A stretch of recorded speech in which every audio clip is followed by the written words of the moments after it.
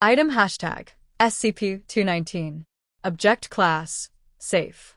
Special Containment Procedures. When not in use, SCP-219 is to be kept in a dismantled state.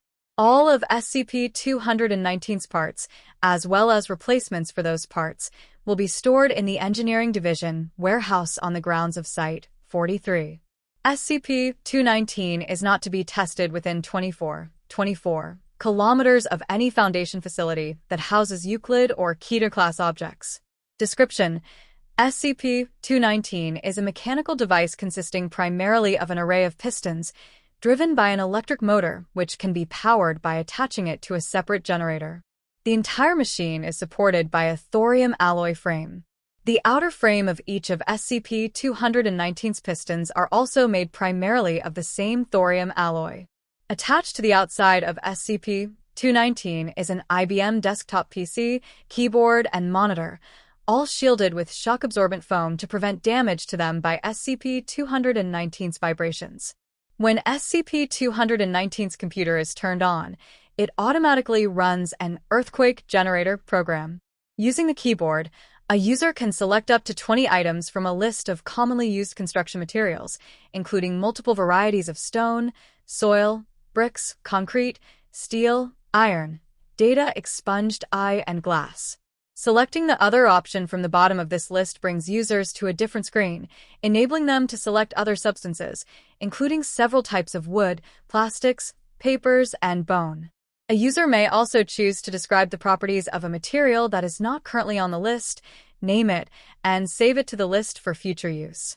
After selecting a given material, the user is asked to estimate the object's mass, volume, and select a general shape to describe it.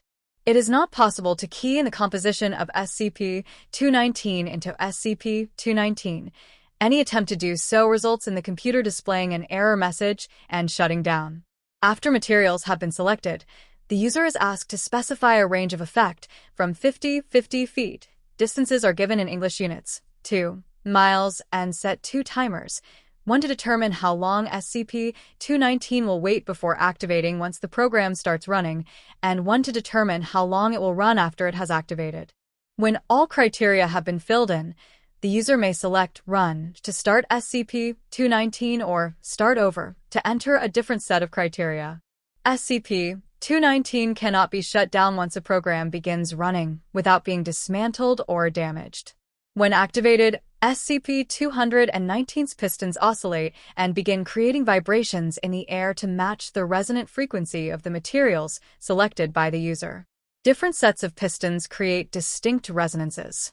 These materials begin to vibrate in turn as they are struck by air waves, eventually shattering or otherwise coming apart from the strain put on them by the oscillations. The waves created by each oscillator do not seem to have any effect on each other even when they are traveling through the same media, enabling SCP-219 to resonate with many materials simultaneously. Studies of how this is possible, or how the effect might be duplicated, have been inconclusive. SCP-219 was recovered in California after an incident in which a heavy earthquake hit a city suburb without any prior warning from seismic geologists. Eyewitness reports gathered from survivors indicated the seismic disturbance had effects similar to that of a quake registering at 8.8 on the Richter scale, over a space of only 20 kilometers. Examination of the surrounding area showed far more subtle structural damage than should be possible for a quake of any magnitude, and the bodies of multiple people who died of massive internal cranial trauma, including several cases where the entire skull had apparently exploded. Foundation agents found SCP-219 in the rubble of a collapsed house, along with some packaging materials and spare parts. The house's previous owner was one who was later found dead of a gunshot wound to the head in a hotel in Boulder, Colorado. Included with the remains of the packaging was a diagram of a large funnel-shaped object attached with a complex of tubes to SCP-219 and instructions for how this resonance focuser was intended to be used. Its intended purpose, according to these instructions, was to channel the resonance waves generated by SCP-219 on a much more linear trajectory, increasing the range of the machine in a single direction by %. The instructions suggest several applications for this attachment, including a makeshift defensive wave cannon, a tunnel carving device, and a resonant annihilator function created by turning the focuser downwards and keying the composition of the Earth's core into SCP-219. The search for this missing attachment is still ongoing. Addendum: for those who wish to use SCP-219 for demolition purposes, note that SCP-219 will work most effectively if it is on level, solid ground. Also note that for buildings utilizing an internal metal frame for support, SCP-219 is better used to target the frame than the materials built around it. If SCP-219 is still running but the vibrations appear to have stopped, disconnect the power supply and check to see if the oscillators have ground away the surface underneath themselves. They may not work properly if the ground the machine is set on is also shaking.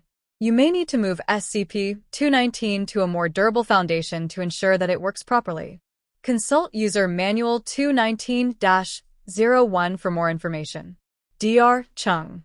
Addendum: despite the obvious similarities to Nikola Tesla's earthquake machine, (SCP), SCP-219 clearly must have been built at least years after Tesla's data expunged.